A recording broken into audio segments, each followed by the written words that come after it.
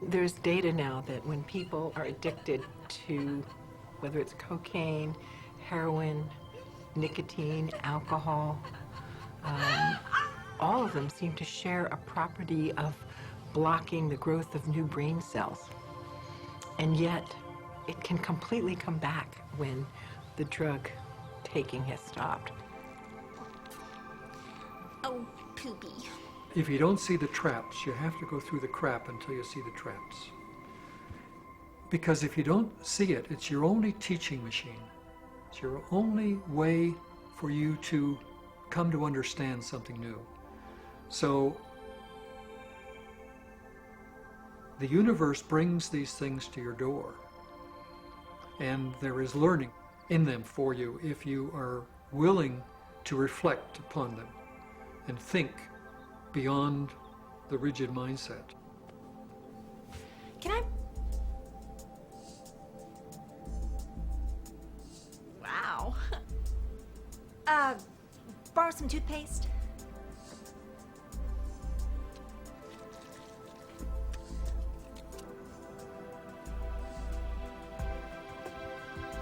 Thanks.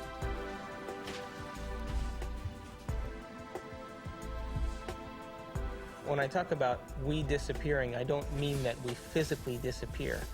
What I mean is that we move out of the area of the brain that has to do with our personality, that has to do with our association to people, our association to places, our association to things and times and events.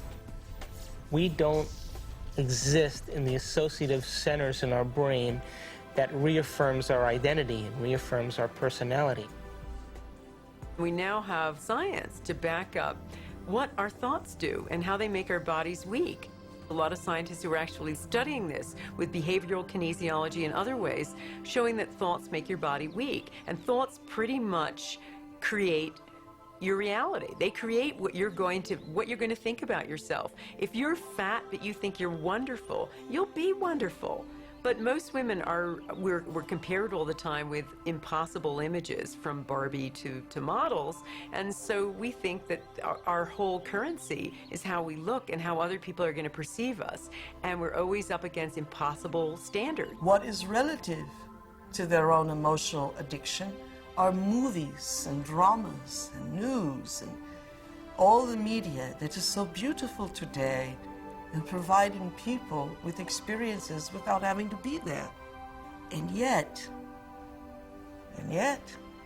that does not define human greatness. They're so hypnotized by their environment through the media, through television, through people living and creating ideals that everybody struggles to become, that no one can actually become in terms of physical appearance and definitions of beauty and valor, that are all illusions, that most people surrender and live their life in mediocrity.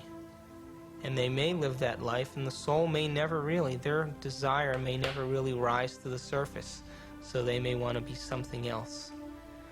But if it does rise to the surface, and they ask themselves if there is something more, or why am I here? What is the purpose of life? Where am I going? What happens when I die? They start to ask those questions. They start to flirt and interact with the perception that they may be having a nervous breakdown. And in reality, what they're doing is that their old concepts of how they viewed their life in the world start to fall apart.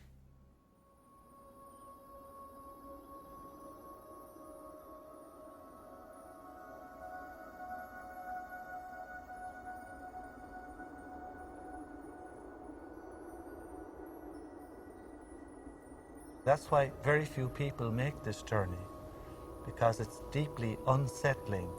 All of the molds that we have lived by have to be broken, and we have to liberate ourselves in this way. And sometimes there's an awkward period between the comfort that we knew before and the real state of comfort when we are the Lord of our being, which follows that interval of chaos. Most people, when they get into the chaos, give up hope and go back to the old false securities. They get to live a reasonable life, and they get to die in some sort of peace, but they haven't advanced spiritually at all in that experiment that we call the life.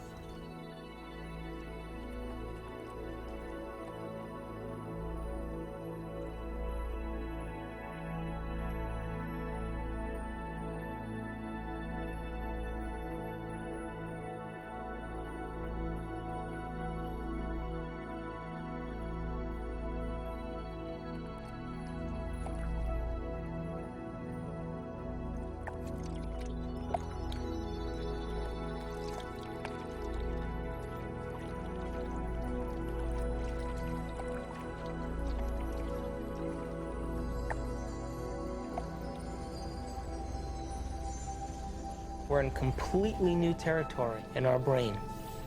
And because we're in completely new territory, we're rewiring the brain, literally reconnecting to a new concept.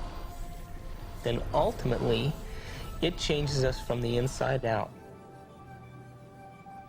If I change my mind, will I change my choices? If I change my choices, will my life change? Why can't I change? What am I addicted to?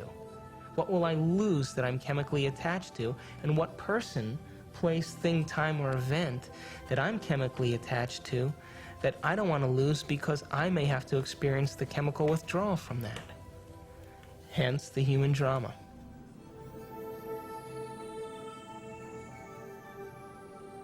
This life is but a page in an enormous book in which we will always be who we are, but always with the inherent needling of ambitious pursuit, a pursuit that takes us from the boring tedium of self-reflection, of self-hate, and to self-creation of new dreams. And we are ambitious gods.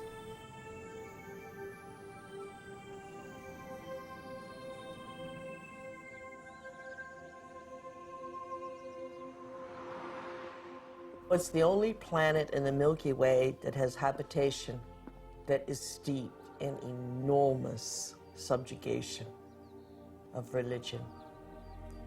You know why that is? Is because people have set up right and wrong. I did say there is no right and wrong. Does that mean that it's a free-for-all? Absolutely not. I mean, the problem that I have with right and wrong in those categories is not that I want a free-for-all, but that right and wrong doesn't go nearly far enough. They have never sinned. They have never wronged. Wronged, yes, in moral confrontations with society, but that's their adversity. That's why they're here.